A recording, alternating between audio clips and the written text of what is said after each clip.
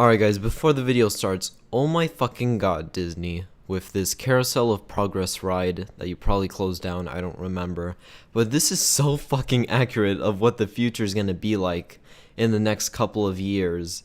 How do you do it, Disney? I mean, you did it before where you were so accurate that you had to update the ride, and now you have to do it again. Fucking Disney. They predict the future. Welcome back, Pride is a cat, and today we're gonna be talking about VR. So just like the smartphone era, at the beginning it was really small, even though everyone knew about it. It was kind of just, yep, that exists. And there really wasn't that much to it. We kind of found it useless, and like no one would really use it, even though it was pretty cool having a touchscreen on your phone and stuff. And then a couple years later, before we knew it, everyone had one, and everyone was just looking at their screens all the time. And now, people will be able to look at their screens all the time in front of their face, literally. And even though it's not the most healthiest thing, it's pretty cool. And VR really became a topic in 2012 when Oculus began to get this industry on the roll, and then other companies were like, oh shit, we need to catch up. So HTC jumped in, and PlayStation, and Microsoft even also. And technically Samsung, even though Samsung is partnering with Oculus. So with all of these 360 videos coming out, that basically means that we are entering the VR era, and this is going to be a very, very weird time, because everyone is going to have like VR headsets on, and it's going to make us not just non-sociable, but also like not able to look at each other. It's gonna make the world much more quiet, but much more loud at the same time. And one thing that I like about the HoloLens and even the Google Glass was that it was like virtual reality, but it still had that interactable way with the world where you can do two things at once. So it's not like blocking everything from you, and the HoloLens obviously proves that the most.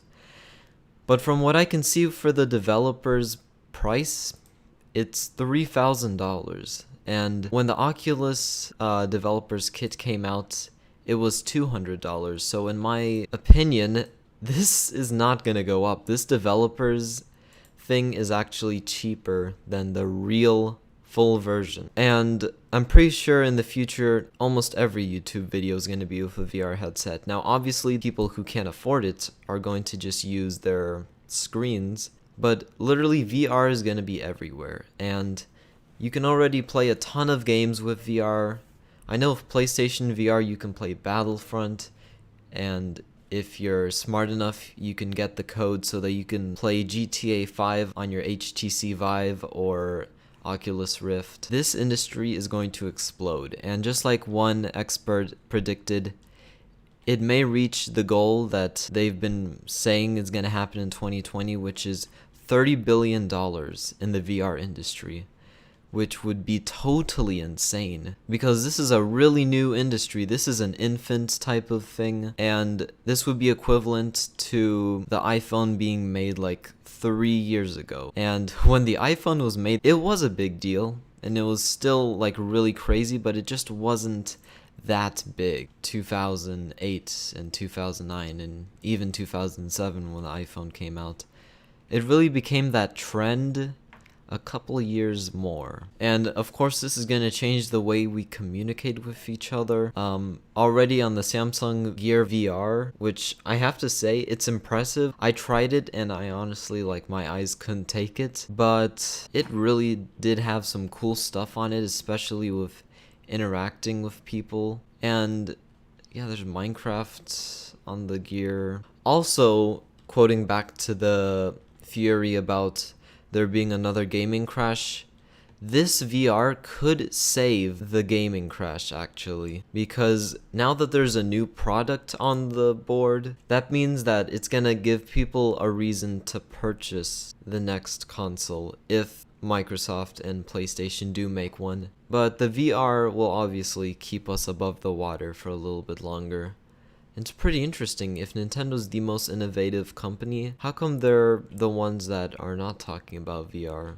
Is it just a safety problem? Because when you talk about, a screen 4 inches close to your face, there is going to be health issues. Like, from what I've read, you could develop eye damage, eye problems and stuff like that. And that's why they probably always say, don't be on the computer for too long and stuff like that. And even experts that have to do with like the eye and stuff, how it works, they said it's just too new, it's just too early.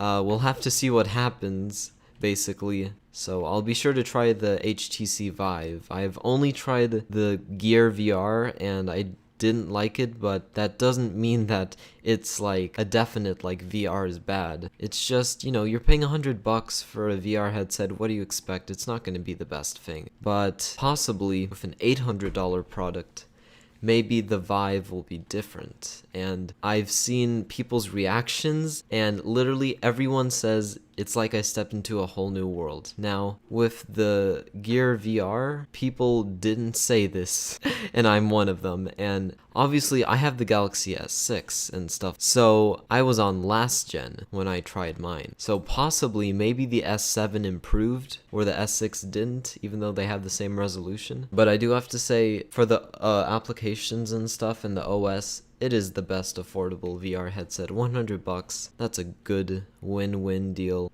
You can use Google Cardboard and stuff like that. It's a win right there. But yeah, guys, hopefully in the future, I'll be wearing a VR headset while making a video. I'll see you guys later. VR bye. Virtual reality bye. 1986, Alex Mason and Frank Woods fight in Angola to hunt for a dangerous terrorist named Raul Mendez, which honestly is a really badass. Then Mason and the team head for Niagara, where they go and try to capture Menendez. So for whatever reason, Menendez was in his sister's room. I have no fucking idea why, and he was just watching her sleep. And